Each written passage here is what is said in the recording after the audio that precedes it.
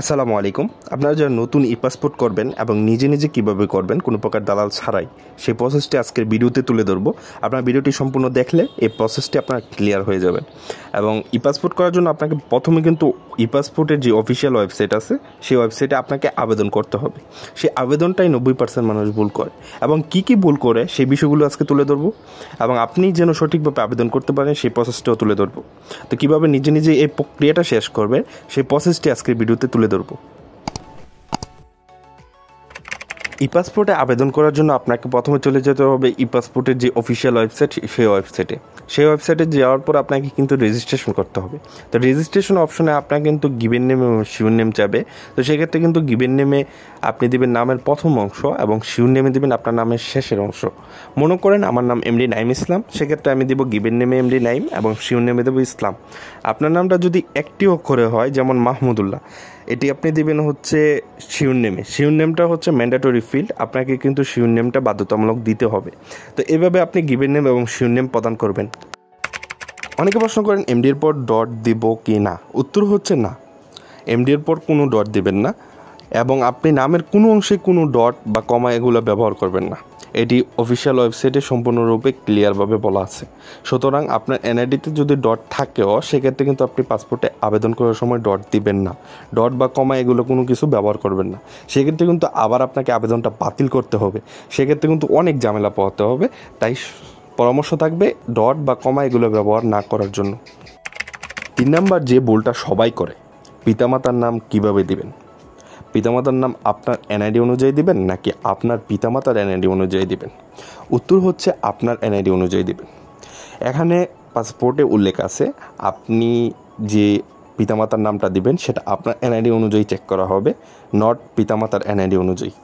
অর্থাৎ আপনার পিতামাতার এনআইডিটা এখানে বাধ্যতামূলক না, আপনার এনআইডিটা বাধ্যতামূলক। তাই আপনার এনআইডিটা যাচাই করা হবে যে আপনার এনআইডিতে কীভাবে নামটা দেওয়া আছে, সেই অনুযায়ী নাম দেওয়া আছে কিনা পাসপোর্টে। তাই আপনার নামটা যেভাবে থাকবে আপনি পাসপোর্টে ঠিক সেভাবে আপনার এনআইডি অনুযায়ী নামটা দিবেন। পাসপোর্টে আপনি যখন প্রফেশনটা সিলেক্ট করবেন, সেক্ষেত্রে কিন্তু আপনার প্রফেশন অনুযায়ী ওখানে ডকুমেন্ট সাবমিট করতে হবে।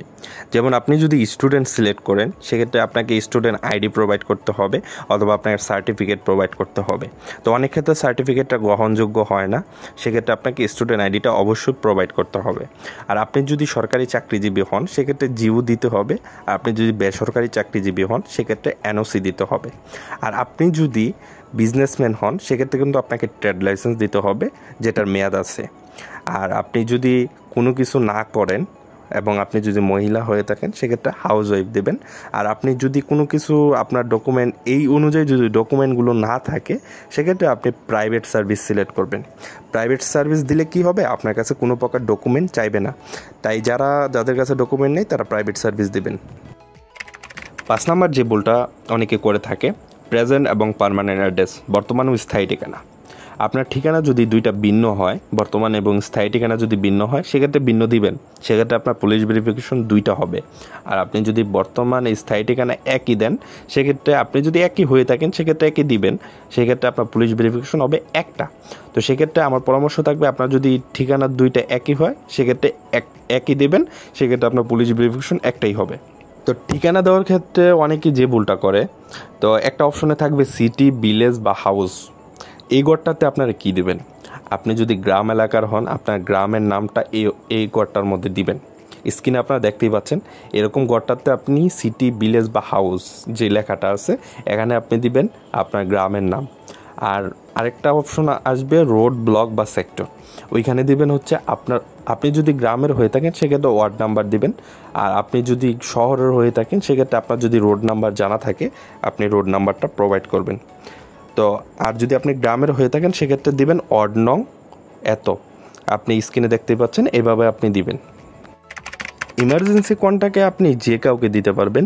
সেক্ষেত্রে বলে রাখা ভালো, ইমার্জেন্সি কন্ট্যাক্টে আপনি যেটা দিবেন সেটা হচ্ছে আপনার নিকট যে আত্মীয়, যে কাউকে দিতে পারবেন, নিকট আত্মীয় যে কাউকে দিবেন, সেক্ষেত্রে সুবিধা হবে। কারণ আপনার পাসপোর্টটা যদি হারিয়ে যায়, সেক্ষেত্রে কিন্তু ইমার্জেন্সি কন্ট্যাক্ট নাম্বারে যোগাযোগ করা হয়।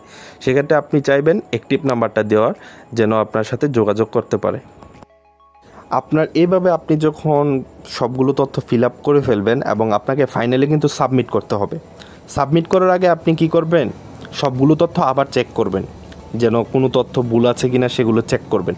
চেক করার পর আপনি কিন্তু যতবার ইচ্ছা এডিট করতে পারবেন তখন, কিন্তু আপনি যখন সাবমিট করে ফেলবেন তখন কিন্তু আপনি আর এডিট করতে পারবেন না। তো সেক্ষেত্রে কিন্তু আপনি পুনরায় আবার আবেদনও করতে পারবেন না। সেক্ষেত্রে কিন্তু আবেদনটা আবারকে বাতিল করতে হবে, বাতিল করে সেটা আবার নতুন করে আবেদন করতে হবে। তো বাতিল করতে গেলেই অনেক ঝামেলা পোহাতে হয়। সেই ঝামেলাতে যদি না যেতে চান সেক্ষেত্রে আপনি বারবার রিচেক করে তারপর সাবমিট করবেন। তো সাবমিট হওয়া শেষ হলে আপনি এখান থেকে দুইটা অপশন ডাউনলোড করবেন, একটা হচ্ছে প্রিন্ট সামারি আর একটা হচ্ছে রেজিস্ট্রেশন ফর্ম। এই দুইটা আপনি প্রিন্ট করে নিয়ে আসবেন, যে কোনো দোকান থেকে প্রিন্ট করে নিয়ে আসবেন। প্রিন্ট করার পর আপনি এখানে রেজিস্ট্রেশন ফর্মে 3টা পাতার থাকবে, ওই 3টা পাতার শেষের দিকে দেখবেন ব্যাংক নেম, রেফারেন্স নং এবং আপনার পেড অ্যামাউন্ট এবং ডেট থাকবে। ওইখানে আপনি পেমেন্টটা সাকসেস করে ওইখানে এই তথ্যগুলো ফিল আপ করবেন এবং শেষে হচ্ছে আপনার সিগনেচার এবং আপনি যেই দিন উপস্থিত হবেন সেই দিনের ডেটটা ওইখানে দিতে হবে। তো সাবমিট করার আগে আরও একটি অপশন আপনাদের সামনে চলে আসবে, সেটি হচ্ছে অনলাইন পেমেন্ট এবং অফলাইন পেমেন্ট। সেখান থেকে আপনি অফলাইন পেমেন্টটি সিলেক্ট করবেন এবং অফলাইন পেমেন্টটি সিলেক্ট করে আপনি এই পেমেন্টটি চালানের মাধ্যমে দিতে পারবেন। আবেদনের কাজ শেষ হয়ে গেলে স্ক্রিনে থাকা যে ডকুমেন্টগুলো, এই ডকুমেন্টগুলো সাথে নিয়ে আপনি চলে যাবেন পাসপোর্ট অফিসে এবং ওইখানে গিয়ে আপনি ফিঙ্গারপ্রিন্ট, ছবি এবং এগুলো দিয়ে আসবেন। তো সেক্ষেত্রে আপনি যদি ঢাকার হয়ে থাকেন, ঢাকার ক্ষেত্রে কিন্তু অ্যাপয়েন্টমেন্ট থাকে, আর ঢাকার বাইরে যেগুলো সেগুলোতে অ্যাপয়েন্টমেন্ট থাকে না। সেক্ষেত্রে আপনি যে কোনো দিন গিয়ে ফিঙ্গারপ্রিন্ট, ছবি, চোখের আইরিশ এগুলো দিয়ে আসতে পারবেন। তো আশা করি ভিডিওটি সম্পূর্ণ বুঝতে পারছেন। এভাবে যদি আপনি নিজে নিজে করতে চান সেক্ষেত্রে আপনি নিজে নিজেই করতে পারবেন, কোনো প্রকার দালাল ছাড়াই। তো আশা করি ভিডিওটি বুঝতে পারছেন এবং যদি কোনো প্রকার সমস্যা পড়েন সেক্ষেত্রে আমার হোয়াটসঅ্যাপ নাম্বারে যোগাযোগ করবেন, আমি আপনাদের সমস্যার সমাধান দেওয়ার চেষ্টা করব। আসসালামু আলাইকুম।